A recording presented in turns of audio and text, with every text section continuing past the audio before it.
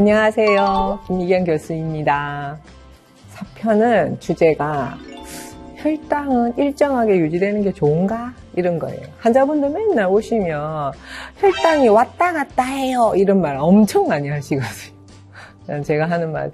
근데 일단 원래 혈당은 좀 왔다 갔다 해요. 그 범위가 중요한 거지. 무슨 사람이 기계도 아니고 딱 이렇게 될 리가 없잖아요. 그죠? 이제 잴 때마다 조금씩 당연히 왔다 갔다 합니다. 근데 그 이제 수준이 얼마나 많이 왔다 갔다 하느냐가 이제 중요한 거죠. 자, 한번 볼게요. 자, 같은 당화혈색소. 이 사람도 8.0이고 이 사람도 8.0이에요. 근데 이 사람은 보면 제일 낮을 때가 50이고 제일 높을 때는 400이에요. 막 이렇게 왔다 갔다 하고, 이분은 보면은 좀 낮을 때는 한 100 정도, 조금 낮을 때 한 뭐 70 정도 되고요. 높을 때 해봤자 뭐 250, 300 정도. 그러니까 완전히 다르죠. 이게 또 보면 전체적으로 굉장히 작게 돼 있고 이분들은 막 이렇게 돼. 그래서 이거를 저희들이 말하는 혈당 변동성이라고 얘기합니다. 이분은 진짜 혈당 변동성이 높은 편에 속하고 이분은 상대적으로 좀 낮은 거죠. 우리가 이제 좀 좋게 생각하는 건 아까 말했던 100에서 한 200 사이에 다 들어와 있으면 괜찮은 거죠. 이제 뭐 어떤 날은 환자분이 뭐 좀 기분 좋은 날은 좀 열심히 운동해가지고 좀 낮게 나올 때도 있고 좋게 나올 때도 있지만 너무 몸이 아플 수도 있고 그죠? 스트레스 쌓일 때도 있고 그럴 때 조금 높게 나오고 그 정도는 괜찮다는 거죠. 그래서 이제 어쨌든 이런 혈당 변동성이 어느 정도 범위 안에 들어가면 좋겠다 하는 것들이 이제 문제인데요. 자, 일단 당화혈색소도 한번 볼게요. 제가 이제 진료실에 오면 환자분들한테 전달은 어땠고, 뭐 이런 얘기 많이 합니다. 당화혈색소 자꾸 앞에 거랑 비교해 드리거든요. 그리고 환자분들도 자기 거를 볼 수 있어요. 이렇게 이제 당화혈색소도 조금 일정하게 유지되는 게 좋을 것 같은데, 자, 한번 볼게요. 자, 49세 남자분이에요. 당뇨병 처음 진단받았을 때 11이었거든요. 그랬는데 엄청 열심히 했겠죠? 놀래가지고. 그래가지고 6으로 푹 떨어뜨렸어요. 3개월 만에. 그 다음에 좀 유지되는 듯 하다가 도망을 갔네요. 이제 약을 안 먹고 뭐 일이 바쁘다면서 보통 이제 이 나이 때 열심히 일하실 나이니까요. 그러다 보니까 또 뭐 10점 얼마, 10일 근처까지 갔어요. 그러더니 이제 약 먹고 또 열심히 하셔가지고 7까지 내려왔어요. 그러다 또 중간에 또 도망을 갔대. 그래가 또 막 10까지 갔대. 왔다 갔다. 이렇게 하는 사람들이 있어요. 근데 이제 이분 한번 볼게요. 똑같이 10일로 왔었는데, 놀래가지고 6으로 됐겠죠? 6개월 만에. 그 다음에는 계속 유지돼, 이렇게 해봤자 6.5, 뭐 7 이하 절대 넘어가지 않습니다. 이런 분들이 훨씬 더 좋다는 거죠. 이런 분들이. 그래서 당화혈색소도 혈당뿐만 아니라 제가 보기에는 오히려 혈당은 좀 변동성이 좀 있는데 당화혈색소는 되도록이면 진짜 6에서 7 사이로 유지할 수 있으면 정말 좋겠다.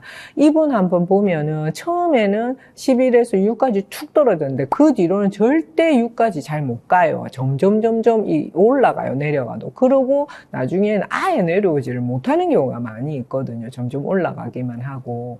그래서 처음에 잘 떨어뜨려서 잘 유지하자. 이게 굉장히 중요한 목표라고 볼 수 있습니다. 자, 왜 우리가 그러면 혈당 변동성, 당화혈색소 변동성 좀 일정하게 유지해야 될까? 이렇게 생각해 보면 이것도 역시 이 변동성이 심한 사람들이 이런 혈관 합병증들이 많이 생기더라. 이런 얘기가 많거든요. 사망률도 30% 정도 높고 심혈관 질환도 30% 높고 뭐 망막증도 더 생기고 또 하더라는 거죠. 그래서 이게 굉장히 중요하다 하는 거고요. 이제 그러면 왜 이렇게 혈당이 왔다 갔다 할 때 더 합병증이 더 잘 생기지? 이렇게 이제 연구를 해보니까 우리가 이제 이런 혈관을 이렇게 생각해 보면 혈당이 무슨 파도처럼 생각해 보시면은 이렇게 피크가 딱 일어날 때 혈관을 확 치는 거예요. 그러면 이제 손상이 되겠죠, 그죠?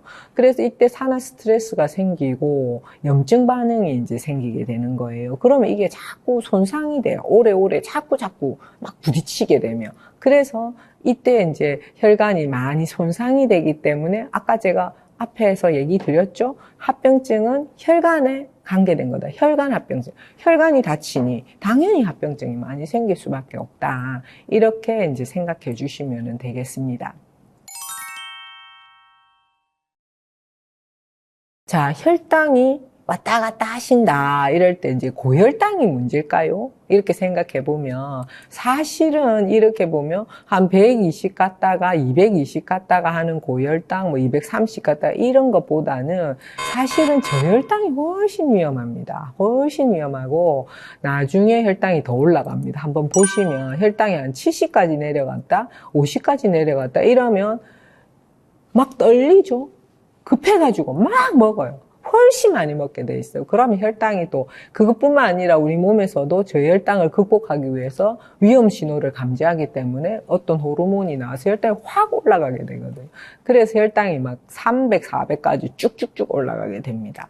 그래서 저혈당이 왔을 때는 꼭 해야 될 일이 있습니다. 자기 생활을 한번 뒤돌아봐야 됩니다. 이게 그냥 생기는 게 절대 아니거든요. 식사를 일단 적게 했을 때 또는 놓쳤을 때 환자분들 특히나 이제 여자분들이 점심 많이 먹었으니까 저녁 안 먹어요. 그러면 저혈당 오죠. 그리고 식사 시간을 놓쳤을 때도 내가 너무 급해서 바빠서 이런 경우가 있어요. 또는 운동을 오늘 마음 먹고 한번 했어. 너무 많이 해버린 거예요. 이런 식으로 해버렸을 때는 저혈당이 올 수밖에 없습니다. 그래서 우선은 왜 저혈당이 왔지? 부터 먼저 확인을 하시는 게 1번입니다. 그 다음에 내가 일정하게 생활했는데도 불구하고 그러면 약제를 바꿔요. 그거는 이제 선생님하고 의논을 하셔야 되니까 꼭 중요한 겁니다. 그래서 사실은 저혈당은 꼭 예방해야 됩니다. 왜냐하면 저혈당에 자꾸 노출되면 자기 몸에서 원래 저혈당 오면은 방어 기제가 계속 방지하게 돼서 신호 주거든요. 알람 주고요. 근데 그게 없어져 버리면 정말 위험한 경우가 됩니다. 진짜 쓰러져서 막 식물인간이 될 수도 있고 그렇기 때문에 이 부분은 제가 저혈당에 대한 부분은 나중에 다시 한번 만들 건데 어쨌든 이 부분을 꼭 기억해 주셨으면 좋겠습니다. 그래서 이제 환자분들이 많이 이제 혈당이 왔다 갔다 차이가 많이 난다 이럴 때 한번 보면 어떤 날은 170인데 어떤 날은 270이에요. 어떤 날은 또 120이고 이렇게 보면은 사실은 똑같은 약을 먹고 똑같이 생활하는데 그렇게 될 리가 없잖아요. 당연히 식사가 달라지고 운동이 달라지고 또는 스트레스 때문일 거예요. 그래서 이게 너무 차이가 난다 이러면은 식사와 운동을 먼저 점검을 하셔야 됩니다. 그리고 옆에 있는 분들은 잘해 주셔야 됩니다. 스트레스 주면 안 됩니다. 또 한 가지 제가 말씀드리고 싶은 거는 우리 몸에 생체 시계가 있거든요. 우리 아침 되면 일어나고 밤 되면 자고 이렇게 수면이 있잖아요. 그 다음에 식사 때 밥 먹고 그다음에 온도도 굉장히 조절을 잘하고 하는 것들은 이런 사이클에 우리 몸에 어떤 시계가 있어가지고 거기 맞춰가지고 호르몬들이 나오게 되거든요. 멜라토닌 들어보셨죠? 요런 거, 그다음에 인슐린 이런 것도 관계 있어요. 그래서 이게 생체 시계가 어그러져서 여러 가지 병이 생긴다 하는 얘기들이 많거든요. 그래서 이제 우리 같은 경우, 이제 당뇨병 같은 경우, 인슐린을 생각해 볼게요. 인슐린도 굉장히 생체 시계에 따라 움직이고 싶어 해요. 원래가 인슐린이 이렇게 기본적으로 조금 깔려서 나오는 게 있거든요. 그거 말고 식사 때 확 나왔다가 줄어들어요.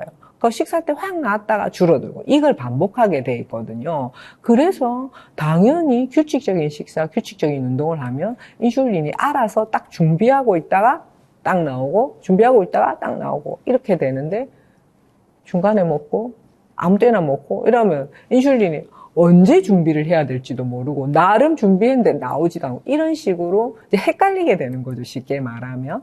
근데 이렇게 규칙적인 식사를 하고 규칙적인 운동을 한 사람들이 보니 제가 이제 지난 편에서 말씀드렸는데 당뇨병이 진행하는 원인이 이런 췌장에 이제 인슐린 만드는 베타세포가 자꾸 망가지기 때문이다. 이렇게 얘기했는데 오히려 굉장히 규칙적인 생활을 하니까 이 췌장 베타세포가 재생이 되더라.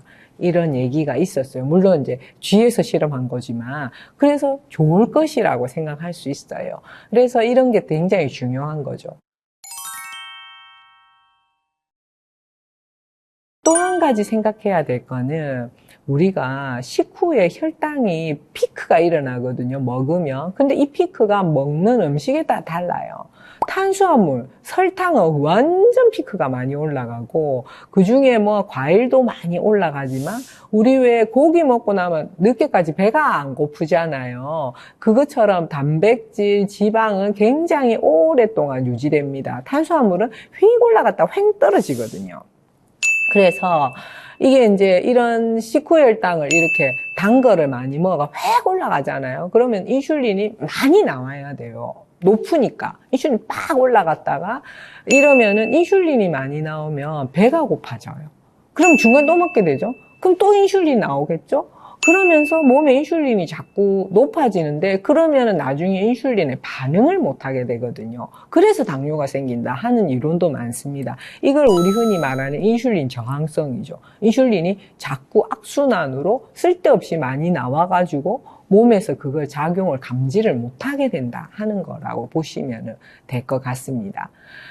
그래서 이 4편은 제가 혈당 변동성을 조금 일정하게 유지하자. 특히 당화혈색소도 좀 일정하게 유지하자. 그렇게 하면은 합병증이 적게 온다. 이 얘기를 이제 드렸거든요.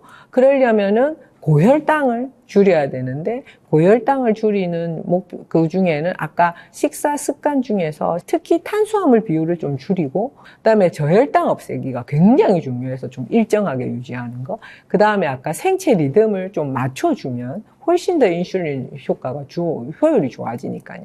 그래서 결국은 제가 제일 처음에 말했던 좋은 습관 만들기. 규칙적인 식사, 규칙적인 운동, 이제 균형 잡힌 식사, 특히 여기 식후 혈당 피크를 줄이는 탄수화물 줄이는 식사, 이런 게 굉장히 중요하다는 거죠. 그래서 이렇게 변동성을 줄이면 결국은 아까 인슐린 저항성 설명드렸죠. 그죠?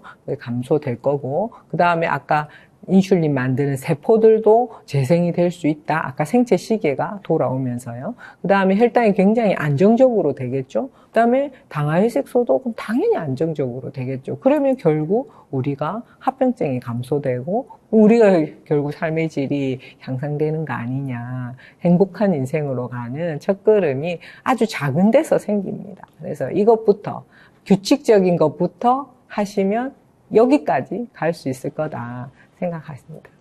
이상입니다. 다음 편에서 또 뵐게요.